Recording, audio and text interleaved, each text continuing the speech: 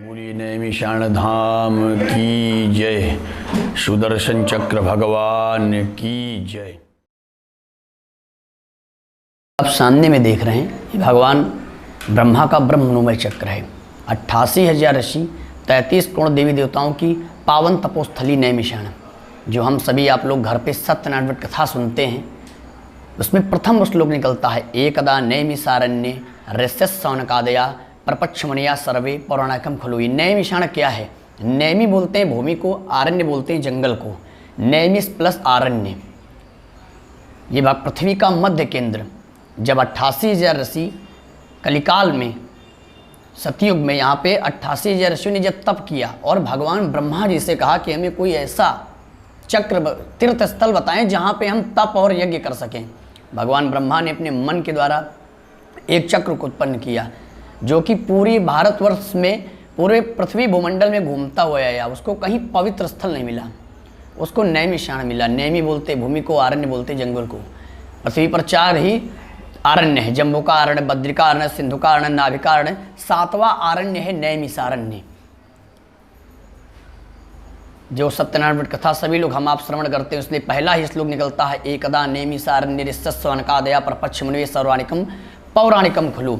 ये तपोस्थली भगवान विष्णु और सुदर्शन चक्र की।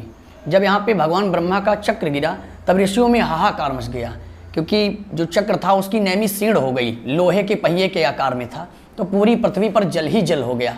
तो पुनः वो ब्रह्मा जी के पास पहुँचे, उन्हें कहा कि आपने चक्र तो छोड़ दिया है, लेकिन हम तप और यज्ञ वहाँ कहाँ करेंगे?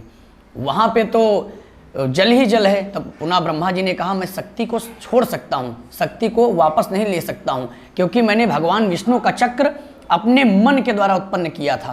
पुनः जो 88,000 ऋषि थे वो फिर पुनः ऋषिगण ब्रह्मा जी के पास पहुँचे। उन्होंने कहा कि माता की आप आराधना कीजिए। जो पीछे में आप गए होंगे, माता जी का दर्शन किया होगा, माँ ललिता का। तब 88,000 ऋषियों ने माता की आराधना की। माता का यहाँ पे हवन कुंड पीछे बना हुआ है।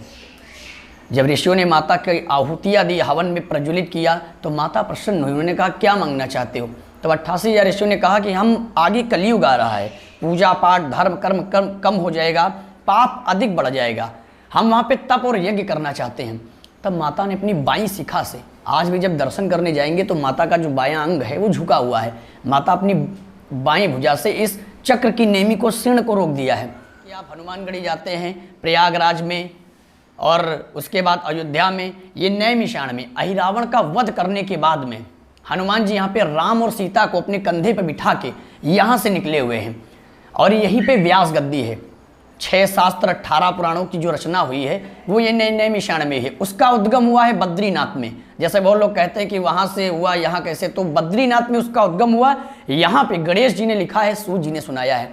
जैसे सत्यनारायण व्रत कथा सभी लोग घर पे सुनते, उसका भी श्रवण और पुनर्जन्म वो यहीं से हुआ है, नैमिषारण्य से ही। आगे में सूत गद्दी है, गणेश जी ने लिखा है, सूत जी ने सुनाया है सत्यनारायण व्रत कथा, जो 88,000 ऋषियों ने यहाँ पे श्रवण किया है। और दूसरी विशेषता ये है कि जैसे आप पूरे पृथ्वी भूमंडल में चले जाएंगे, वहाँ पे 3 ही गया हैं बनाई गई हैं पूर्वजों की।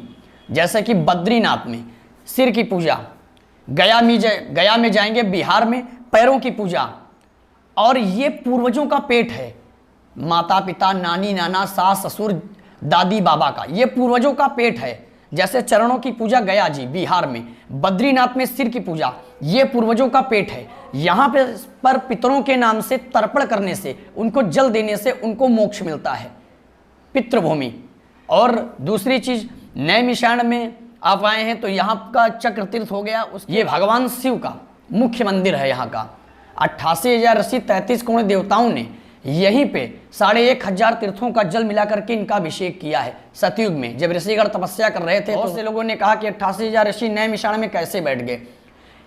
तब यहाँ पे जो पंचकोश होता है, जैसे कि नैमिषारण्य, मिश्रिक, सीतापुर मिला करके सीता माता का भी यहीं पे निवास हुआ, सीता रसोई भी यहीं पे। तो एते नैमिष पंचकोशे प्रमाणे नाम एते नैमिष मंडले, 5 कोश की भूरी में 88,000 ऋषियों ने तपस्या किया। जब ऋषिगण यहाँ पे तप और यज्ञ कर रहे थे तो एक वृत्तासुर दैत्य था, वो उनकी तपस्या में विघ्न करता था। तब ऋषिगण ने आपस में मंत्रणा की, गोमती नदी के समीप में यहाँ पे धेनुमती गंगा घूमती है, तो वहां पे मंत्रणा की। तो सभी ऋषियों ने जब किया तो भगवान इंद्र ने कहा कि आप जो गरुड़ पुराण में सुनते होंगे निकलता, इदम नैमिषम प्रख्यातम देवस्थली भूतनाथम, 88,000 ऋषियों ने यहाँ पे 1,500 तीर्थों का जल मिलाकर के भगवान इंद्र के आदेशानुसार इनको स्थापित किया। तेन भूतेश्वरम नामम प्रख्यातम पृथ्वी ध्रुतले, 88,000 ऋषियों के कोतवाल भूत भावन भूतेश्वर नाथ, जैसे जिले का मालिक होता है डीएम, वैसे ही ये पूरे जिले के मालिक हैं यहाँ के 88,000 ऋषियों के। यहाँ पे एक फाल्गुन मास में एक परिक्रमा होती है 84 कोस की, उसके ये मेन है। जब तक कोई यहाँ नहीं आएगा अधूरा रहेगा प्रदक्षिणा।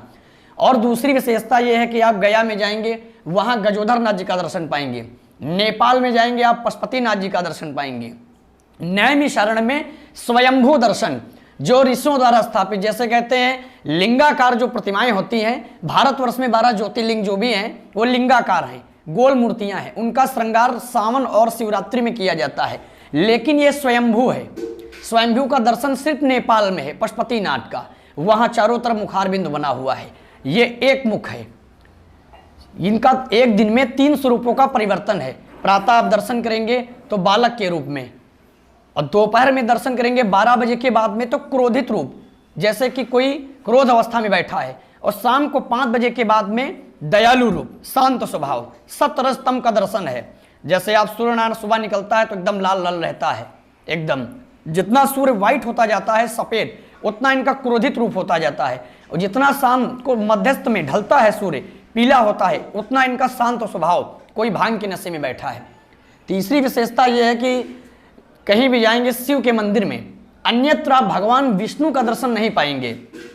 यहाँ पे सामने में भगवान विष्णु 2 पत्नियों के साथ में विराजित हैं, एक तरफ भूदेवी है, दूसरी तरफ श्री देवी है, नीचे द्वारपाल जय विजय गरुड़ महाराज जी वैकुंठ लोक में उनको प्राप्त होता है। दधीच ऋषि हैं, कार्तिकेय भगवान हैं, अष्टभुजी दुर्गा हैं, अखंड ज्योति हैं, गणेश जी हैं, सूर्य नारायण जी हैं, माता पार्वती, जो 88,000 ऋषि थे उन्होंने सभी तीर्थों को यहाँ पे आवाहन कर दिया, पर यहाँ पे प्रयागराज नहीं आए। नैमिषारण्य में समस्त जो भी तीर्थ थे वो आए, प्रयागराज यहाँ पे नहीं आए, क्योंकि वो सभी तीर्थों के राजा थे इस भूमि में। और यहाँ पे दधीच कुंड है, जहाँ पे महर्षि दधीच जी ने यहीं पे अपनी अस्थियों का ही दान कर दिया, जिससे वृत्तासुर नामक दैत्य का वध हुआ।